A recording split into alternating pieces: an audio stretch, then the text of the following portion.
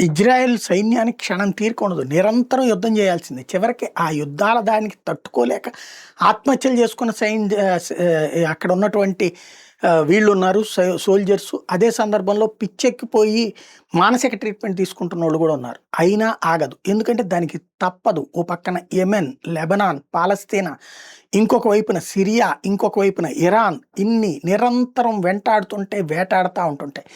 దానికి తోడు ఇప్పుడు ఇజ్రాయెల్‌లో కూడా లిబరల్స్ కొంతమంది తయారైపోయారు. భావజాలం, కమ్యూనిస్టు భావజాలం.